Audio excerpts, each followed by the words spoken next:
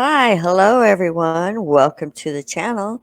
I'm Cheryl and this is True Crime and Other Stuff. Thanks for being here. Today we're going to talk about the Long Island serial killer. First, I want to take a look at the press conference and then we'll get into other aspects of the case.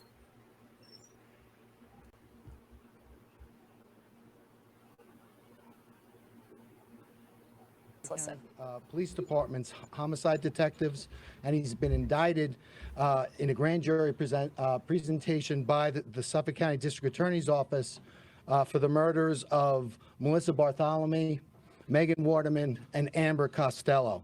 The investigation of Maureen Brainerd Barnes is ongoing. These young women went missing between July of 2007 and September of 2010. They were found in December of 2010 by the Suffolk County Police Department, and then there was nothing, absolutely nothing. For the next 13 years, their cases went unsolved until today. When I took office in January of 2022, I made Gilgo a priority. I made Gilgo a priority before I took office. I met with the victims' families, some of whom I'm proud to have standing with us today. And I told them that we were going to handle this case differently. We were going to do it differently. And that when I showed up, you weren't going to see me calling the media and being on Gilgo Beach with a giant magnifying lens looking for clues 12 years after the case. What I was going to do was I was going to work with my task force. We were going to form a task force. We were going to work with the Suffolk County Police Department. We were going to work with the Suffolk County Sheriff's Office. We were going to work with the New York State Police. We were going to work with our FBI. And we were going to form this task force, and we were going to work together, and we were going to use the grand jury, the power of the grand jury, to reach a determination in this case. Because the grand jury has two things. It has power, it has reach. You could obtain documents, you could interview witnesses. But the other thing that the grand jury has secrecy. No one knows what you do when you operate a grand jury proceeding. And we knew that when we were investigating this case and when we dealt with the media or whatever it was we were doing, we were playing before a party of one, because we knew the person responsible for these murders would be looking at us. So we were very careful how we handled the investigation. We maintained the integrity of the investigation.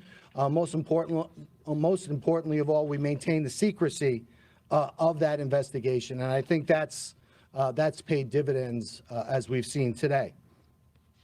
Now, I think that when we had the task force, the first thing we did, got together with Suffolk County Police Commissioner Rodney Harrison, and we formed the task force. Our first meeting was February 1st of 2022. And what we did, all of the agencies here, we made the commitment. We were going to take our most talented investigators. So in the district attorney's office, we took ADAs, myself included. We took analysts, we took detective investigators, and they worked on a daily basis with other talented investigators from all of the agencies here. We started that in February 1st in 2022. 6 weeks later, on March 14th, 2022, the name Rex Heuermann was first mentioned as a suspect in the Gilgo case.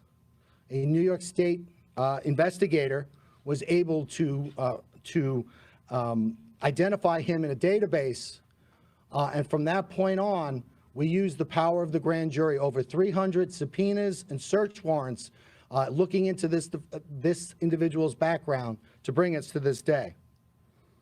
So I'm proud. I know that this case is over, but I'm proud of what we've accomplished up to this point. I know we have more to accomplish, but I'm also thankful for the partnership of the task force, because certainly without the participation of the task force, we wouldn't be standing here. Before I thank some folks and turn it over to our partners, I just want to talk a little bit about the evidence in the case. I know a lot of people know about the case. As I indicated, the victims went missing between July of 2010 and July of 2007 and September of 2010. And in December of 2010, their bodies were recovered. They were buried in a similar fashion, in a similar location, in a similar way. All the women were petite. They all did the same thing for a living. They all advertised the same way, and there were similarities with regard to the crime scenes. All the women were bound at the head, at the midsection, or at the chest, and later at the legs. The other thing I think that that's been talked about in the media was they were bound by burlap. That has taken a life of its own in the media, and the burlap has been described or thought to be the burlap that's used at a nursery for. That's not the burlap that was used in this case. The burlap was camouflaged burlap used for duck blinds of hunting. Obviously it was used to purposely hide the bodies. One thing that became immediately apparent was at the time of each of the murders, the murderer, the defendant Heuermann, he got a cell phone and a burner phone, which is prepaid and anonymous. And for each of the murders, he got an individual burner phone, and he used that to communicate with the victims. Then shortly after the death of the victims, he then would get rid of the burner phone.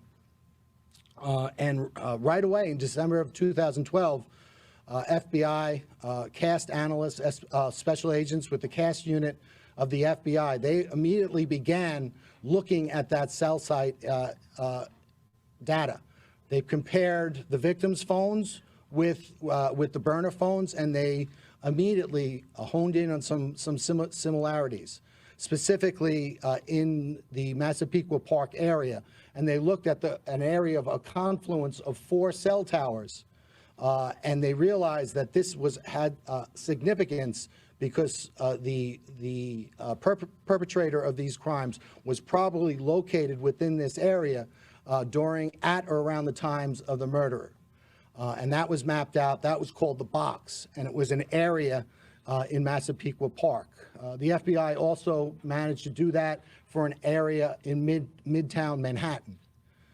And so that was an investigative lead. The other investigative lead at the time was, even though there was a significant amount of time that elapsed with regard to before the victims were recovered, there was some significant evidence recovered. Specifically, there was a hair recovered from Maureen Brainerd Barnes from a belt buckle that was around her legs. With regard to Megan Waterman, there were 3 hairs recovered from her, one from around her head area, one from around her leg area in the burlap, and then there was one caught in between the tape.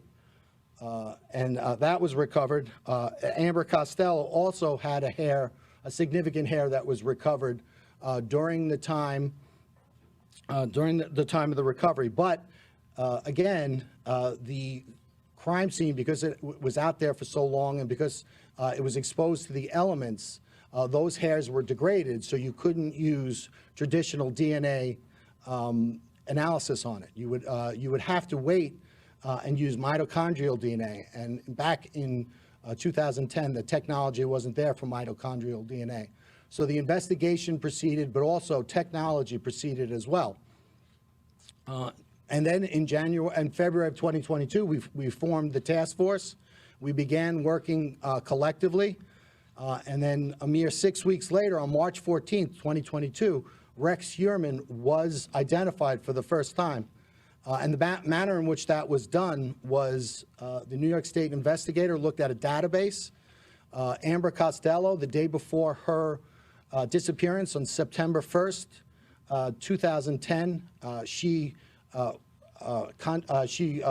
met with an individual for the purposes of having him pay her money for her services. But she involved herself in a ruse where once the individual gave her money, and other individuals came into the house, pretended to be significant others, confronted the individual with the purpose of making that individual uncomfortable, having him leave without retrieving his money, and that's exactly what happened.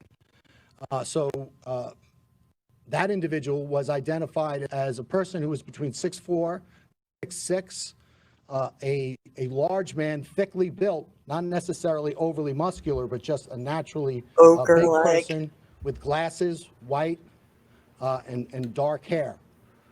Also of significance was that the fact that he was driving a dark-colored black first-generation Chevrolet Avalanche with a very unique feature that was between it's a pickup truck, so it was between the cab and the bed, and that was identified. Again, that was back in 2010. But it wasn't until March of 2022 that database was searched by the task force, and this individual was identified. That individual was Rex Heuermann, the defendant. And right away, there were some commonalities that came right to the fore. Rex Heuermann, 6'4", largely a large person, not necessarily muscular, but a very physically large person. He has glasses. Ogre-like. He has the dark hair. And also, of particular note, he owned, at the time, that first-generation Chevy Avalanche. But there was more. He lived at 105 First Avenue, which was located within that box area that the FBI first discovered in 2012. But there was more. Also, he worked at the time at an architect, he owned his own architectural firm at an address at 19 West 36th Street in Midtown Manhattan. And that was also the area of interest that was identified by the FBI in 2012. Again, that was March 14th, 2022. And from that point on, our partners and my office, we used the grand jury to continue to investigate, and we executed over 300 subpoenas, search warrants pertaining to this individual to find out more information. One of the things that we did is we followed him because we wanted to get an abandonment sample of his DNA, which we were able to do. We also got DNA samples, abandonment samples from his family. And then we went back and we got mitochondrial DNA testing. And with regard to, there's an aspect of New York State law that doesn't allow me to talk about DNA testing, specifically at press conferences. So I can't do that. However, at the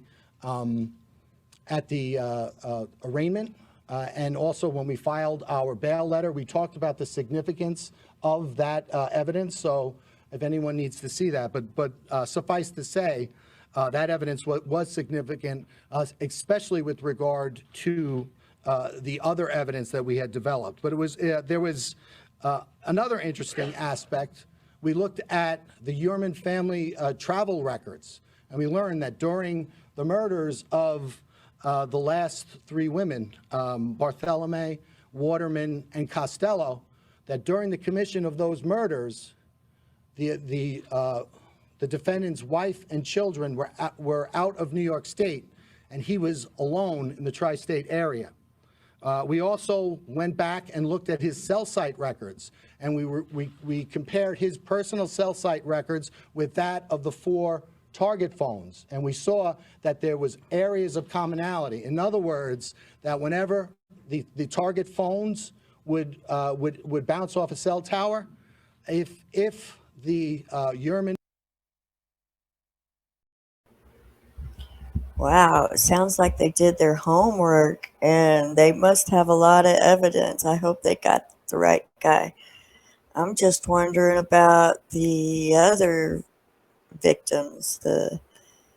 They found 10 bodies altogether, so I guess the 6 victims were um, unalived in different ways. I don't know. This is really. There must be another serial killer out there then.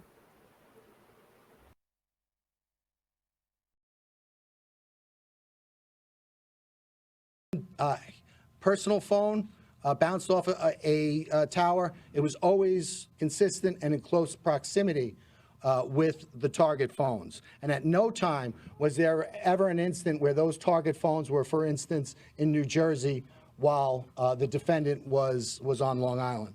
So that was completely consistent.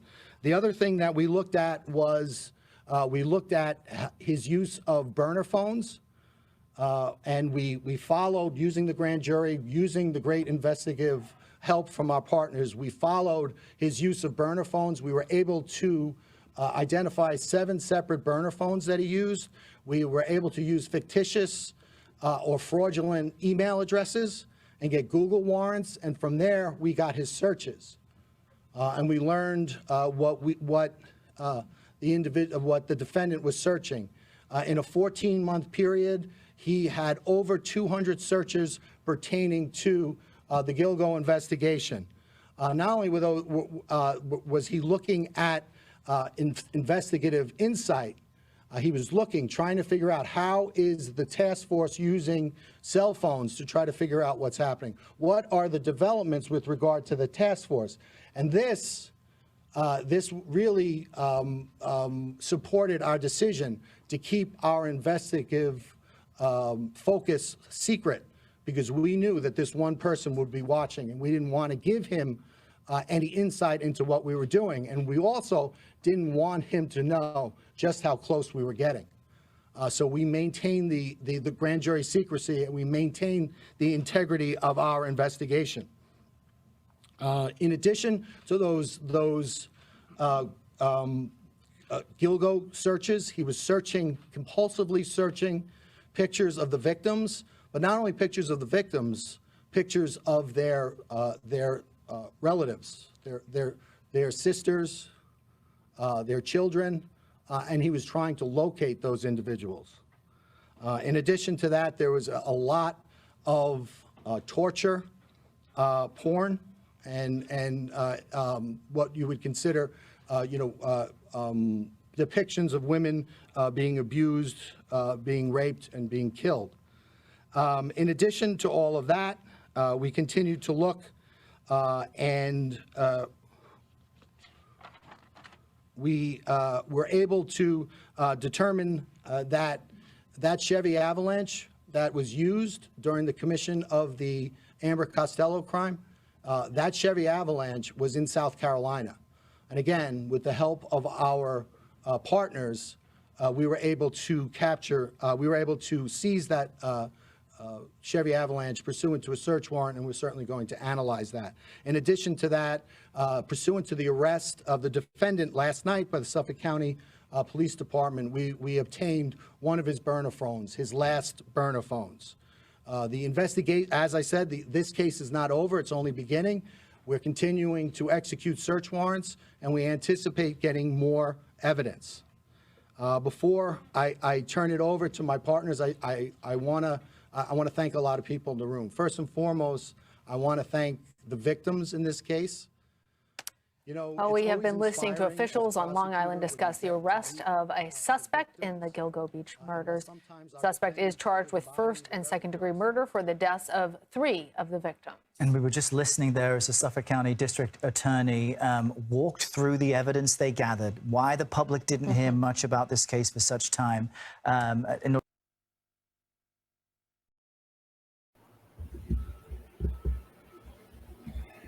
Wow, what a crazy case. I'm glad they caught someone. I hope he's the right guy.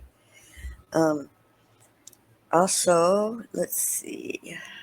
I think I have something else I wanted to show you.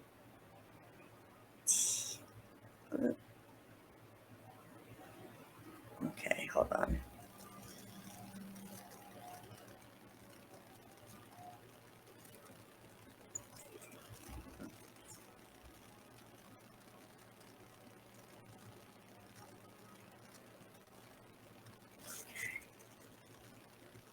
Here we go.